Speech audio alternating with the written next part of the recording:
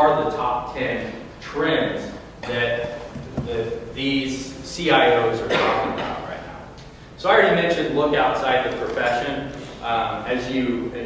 I can say that's very vague, but I've got some specific examples of what I'm talking about. I already mentioned Dustin and his Lean Six Sigma capability, but really that didn't start in accounting firms. Manufacturing was big, and now it's come into professional service firms. Electronic signature. Anybody using e-signature? All right, you should look at that. Real estate's big on e-signature now. There's a lot of other professions that use it. We started to use electronic signatures in our agreements, and the cycle has gone way down. Because you can actually have, as you're having a discussion, you get a verbal yes, you can send them the agreement, and on the phone they can digitally sign it and move forward. And I'm sure, as you all know, our profession is not the fastest moving, and if you give the opportunity or the time to then send it to committee, have a discussion among all the partners, that can slow things down. No different with your clients. If you get more people involved, so the firms that have done this have really seen a benefit on their engagement letters. They've seen benefit on internal documents that they send around, so partner agreements that maybe have to go to multiple locations or multiple offices. It can be a real win. And now, with IRS allowing 8879, the interest has gone way up in electronic signatures. The others I'll mention, big data. I think this is an area that we're really just starting to get in, and I think as a profession we're learning what big data is and how it's beyond just business intelligence and being able to pull all the information you have about running your practice, but also about your clients, and pull that together and pull insights.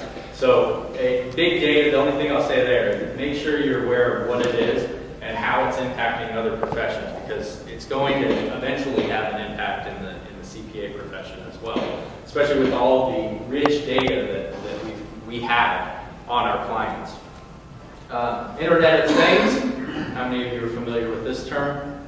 The proliferation of these devices, tablets, and then going beyond to smart TVs, smart appliances. Everything has a computer chip in it and can talk to each other. That's only going to expand. Right now it's happening in the home primarily, so that you can set things, events that will cause the lights to come on and do all kinds of crazy things if you want. You can control things, your temperature, your security system remotely. That's going to have an impact in the business world as well, as more of our work-related devices and our tools start to become smart and be able to interact with each other. That also raises a huge security concern, because how do I control where data is going? A big point down there.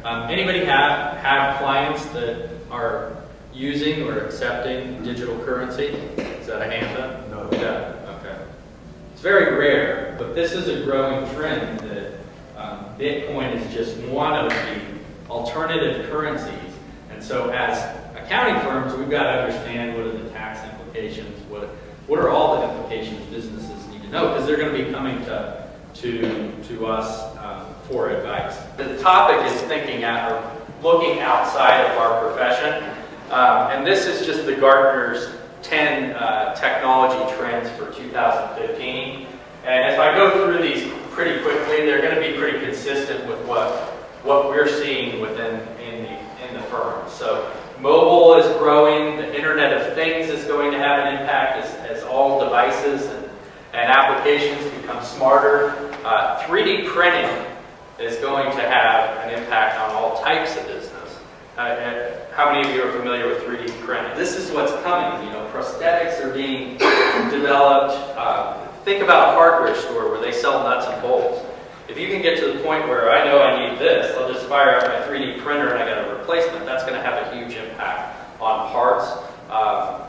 In Haiti, in the Haitian disaster relief, they actually brought in huge 3D printers on big rigs and were able to build housing. They were using concrete as the printing material, and it took a day or two to build it. Now, probably not if you're out looking for your dream home, you probably don't want to print at home right now. But if you're out in the cold and you have no walls and no roof, you're going to take whatever you can get quickly. So, so this is going to have an impact as well.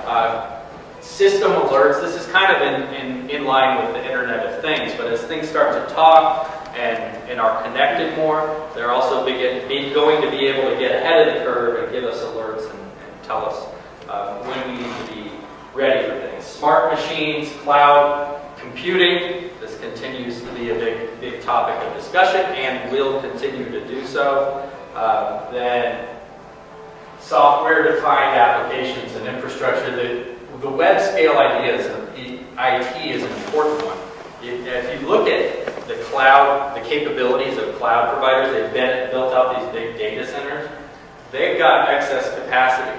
And so small businesses even are able to tap into that and be able to have the same resources and same infrastructure that these more sophisticated organizations do.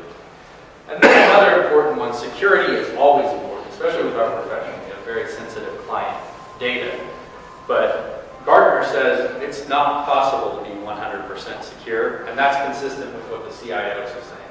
We do everything to try to lock in. Just read the paper, and you see all these breaches.